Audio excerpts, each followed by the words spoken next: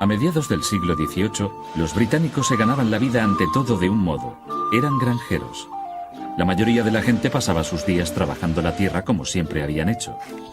Sin embargo, Inglaterra estaba a punto de sufrir el cambio más profundo de su historia, un cambio que nos afectaría y supondría un reto para todos.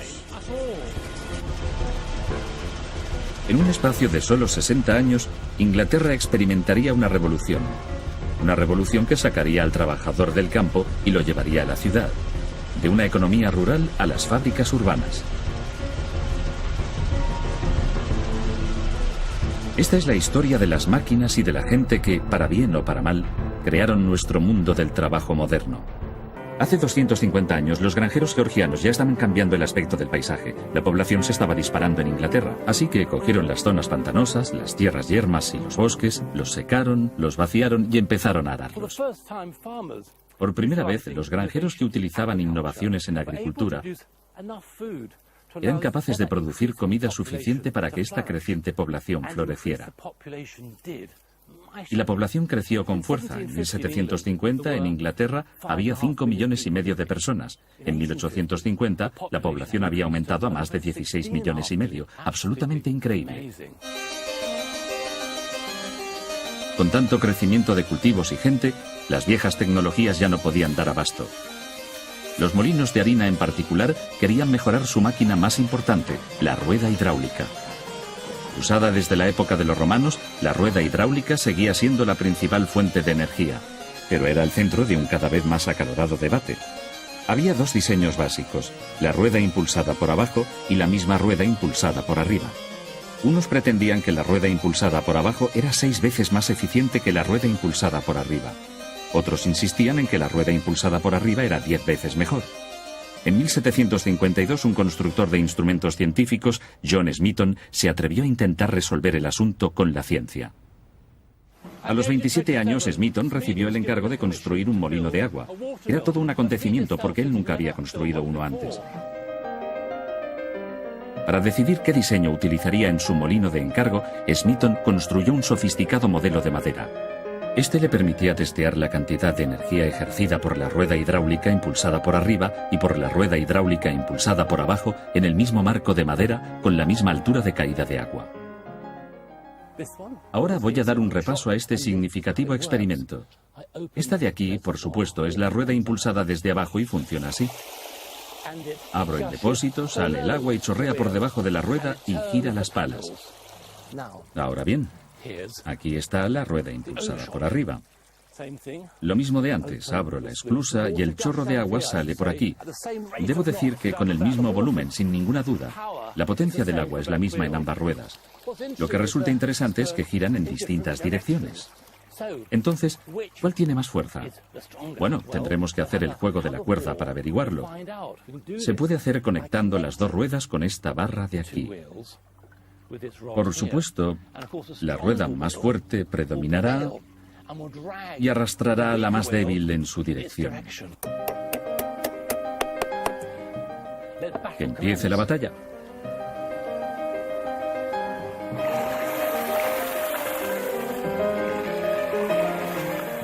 La rueda hidráulica impulsada por arriba va en la dirección que debería ir y arrastra a la rueda impulsada por abajo con ella.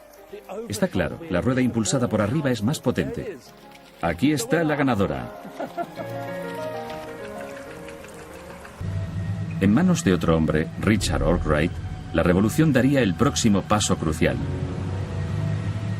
Arkwright funcionaba con la rueda hidráulica impulsada por arriba de Smeaton. Estaba escondida en un valle remoto de los Peninos en Derbyshire, como en una fortaleza. No quería que nadie viera lo que tenía allí dentro. La máquina secreta de Arkwright transformaría la manufactura de la industria campesina tradicional que se había mantenido intacta durante generaciones. El hilado de algodón. Para producir hilo de algodón a mediados del siglo XVIII, el algodón en crudo se hilaba en la rueca tradicional. El hilador primero sacaba las fibras de algodón y al mismo tiempo las juntaba con un giro y las introducía en la punta del huso. Entonces, la hebra que salía se tejía de nuevo en un huso. Era una labor de trabajo intensivo, muy especializado, pero requería mucho tiempo y solo producía un hilo muy frágil. La máquina de Arkwright cambiaría todo esto. La historiadora textil Anna Benson nos puede explicar cómo. Y ahora, Anna, aquí hay algo bastante diferente, una máquina que revolucionó la producción de hilo, el marco giratorio movido por agua de Arkwright. Una cosa maravillosa. Anna, ¿puedes contarme cómo funciona este marco giratorio movido por agua? Quiero decir, lo que veo aquí es casi igual que el algodón natural que tenías allí en la mano, ¿verdad? En esta máquina, todos los procesos que he hecho en la rueda grande se hacen al mismo tiempo. Así que ponemos este algodón aquí detrás y estos rodillos están ajustados para ir a diferentes velocidades. El de atrás va más lento que el de delante y este trocito que yo estaba haciendo en la rueda grande se hace aquí. Va sacando las fibras de forma que cada vez es más fino. De acuerdo. Ahora puedo ponerlo en funcionamiento para ver lo que quieres decir. Tengo la rueda girando a mi ritmo y luego pongo en marcha el mecanismo así y... Ah, allá vamos. Es fantástico, lo hace todo a la vez. Lo va cogiendo, hilando y tejiendo.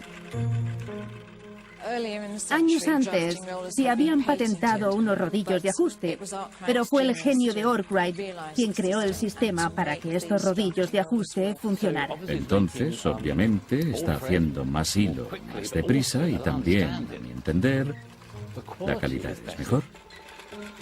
De hecho, era tan bueno y tan fácil de producir que Arkwright podía pensar en grande. Pero imaginad no solo 4 bobinas cargadas con hebra, sino 96 y no movidas a mano, sino con una rueda hidráulica. Y efectivamente, no solamente 96, una fila tras otra de máquinas como estas, un piso encima de otro.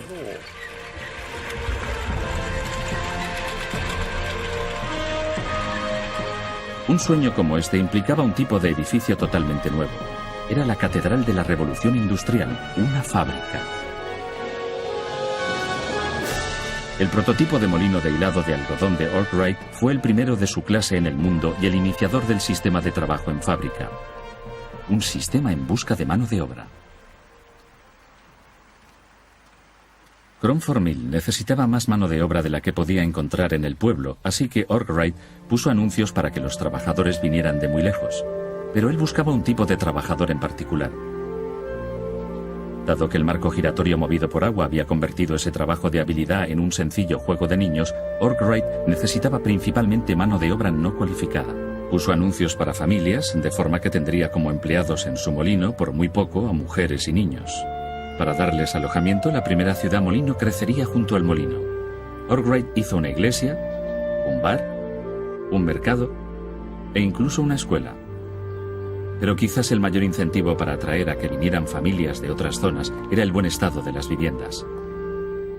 Durante los años 1770, Arkwright construyó estas casas en North Street para su mano de obra. Son realmente bastante alucinantes. Comparado con la vivienda media de la clase obrera en la época, esto es realmente algo muy especial. La gente que haya vivido aquí, los pobres o incluso muy pobres, urbanos o rurales, habrán estado realmente fascinados por este alojamiento palaciego. Esto tuvo que haber sido un gran incentivo para trabajar en el molino. ¿Y cómo trabajaban? De día y de noche.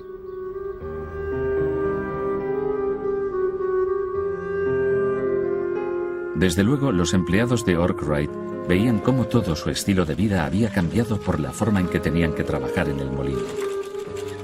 Para sacar provecho de su inversión, Arkwright dirigió esta fábrica de Cromford para que funcionara las 24 horas. Y así empezó el trabajo por turnos. El tiempo era dinero. Esto era altamente productivo, pero un lugar un poco preocupante.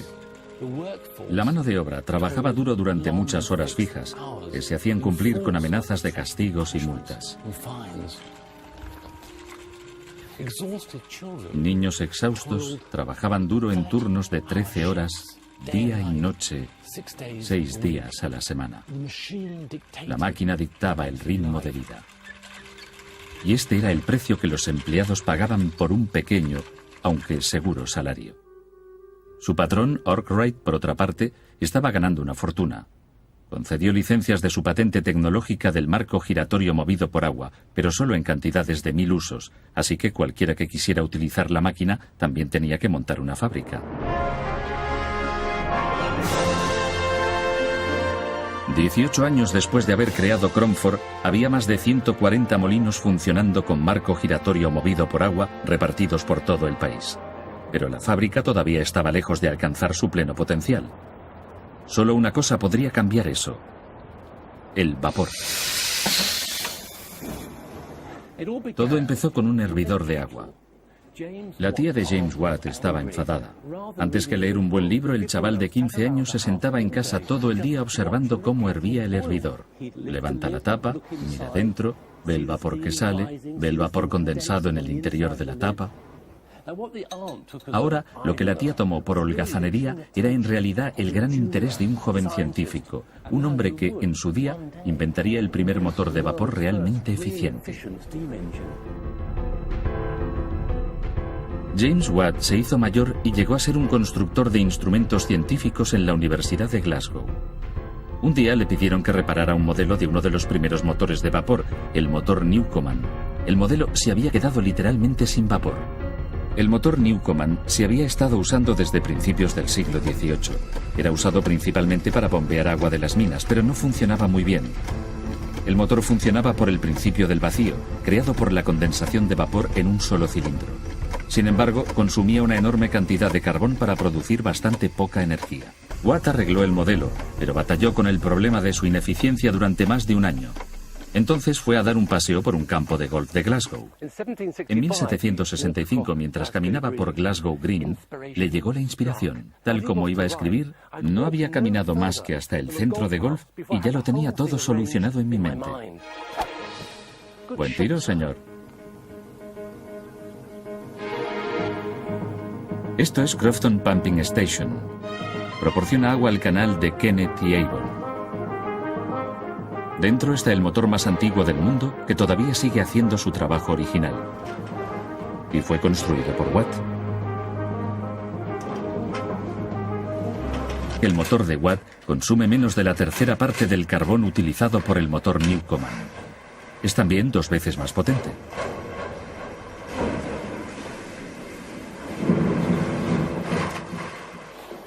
La impresionante fuerza de este motor levantaba 1 tonelada de agua con cada golpe. Eso significa casi 18 millones de litros al día. Pero el motor de Watt llegaría a ser mucho más que una eficiente y estupenda bomba. Iba a impulsar la transformación de cualquier lugar de trabajo en el país. Pero había un problema. Watt era un pesimista, un hipocondríaco, propenso a rachas de desesperación, inactividad y depresión. Tuvo su punto bajo en 1773, cuando llegó a la conclusión de que no había nada más insensato que inventar. Y por una vez, su depresión era justificada, porque al cabo de 8 años de trabajo duro con su motor de vapor, su socio quebró. Lo que necesitaba, claro, era un nuevo socio, uno con impulso, con recursos y con cabeza para los negocios. Aparece Matthew Boulton. Boulton era un dinámico fabricante de Birmingham que cuando conoció a Watt vio los diseños para el motor de vapor e inmediatamente se dio cuenta de su potencial como negocio. Boulton, con su dinero en efectivo, sus artesanos y su confianza, emprendió esta nueva y gran idea y la organizó. Watt dejó Escocia y se unió a Boulton en Birmingham en 1774. Asociados, estos 2 hombres iban a ser, como veréis, gigantes de la revolución industrial. En 5 años, después de mejorar sus prototipos, captaron el mercado de motores de vapor para bombear agua de las minas de estaño, cobre y plomo. Pero Boulton tenía mayores ambiciones. Boulton advirtió que una pequeña pero significativa alteración en su motor de vapor lo haría mucho, mucho más útil. Instó a Watt a idear una forma de convertir la acción arriba y abajo del motor en un movimiento rotativo para que funcionara como una supereficiente, potente y muy segura rueda hidráulica. Con un brazo unido al piñón del cigüeñal, controlando un sistema de correas, el motor de vapor podría impulsar no solo una máquina a la vez, sino toda una serie de ellas. La energía del vapor estaba a punto de cambiar el mundo y el lugar de trabajo. No solo para el minero, sino para el fabricante, el obrero de la fundición de hierro, el trabajador textil, el destilador e incluso el alfarero.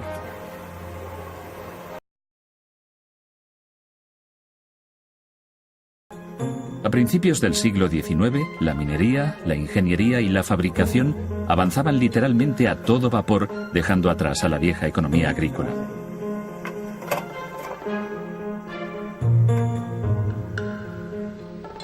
Con la energía del vapor a su disposición, los patronos ya no estaban limitados a la energía del agua que proporcionaban los remotos ríos rurales. Podían estar en cualquier parte. Y con una fábrica tras otra, se fueron extendiendo en las nuevas ciudades industriales. Esto era el progreso, pero para muchos tenía una cara oscura y satánica. La industrialización tuvo lugar con muy poca intervención por parte del gobierno. Los industrialistas, los patronos, podían, en su búsqueda de amplios beneficios, hacer realmente lo que quisieran. No hubo leyes efectivas para proteger los derechos de los trabajadores hasta los años 1840, y los sindicatos, bueno, eran prácticamente inexistentes. El jefe tenía al trabajador casi a su merced, y ninguno era tan vulnerable como el tejedor. Más que ningún otro trabajador, el tejedor experimentaba la gloria y la miseria del progreso industrial. Al empezar la revolución industrial, la mecanización le había hecho rico. Las máquinas de hilar habían hecho bajar el precio del algodón y mantenían al tejedor trabajando constantemente mientras intentaba satisfacer sin parar la demanda de tejidos nuevos y baratos. Ahora la mecanización le había alcanzado en habilidad. Los nuevos telares mecanizados impulsados con vapor harían que el tejedor perdiera su empleo. Manejados por gente sin preparación, los telares mecanizados podían hacer el intrincado trabajo del tejedor mucho más rápidamente y más barato.